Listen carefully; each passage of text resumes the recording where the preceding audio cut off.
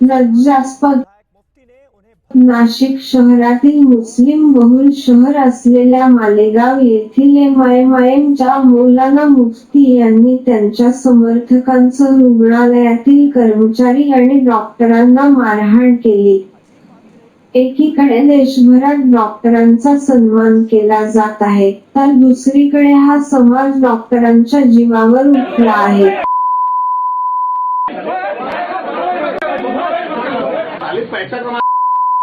यहाँ बैठ करके जो है वो बस सर्टिफिकेट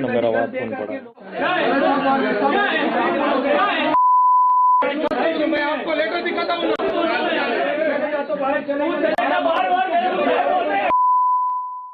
संतप्त डॉक्टरांनी मालेगाव येथील शासकीय रुग्णालयात उपचार करण्यास नकार दिला असून संपावर गेले आहेत.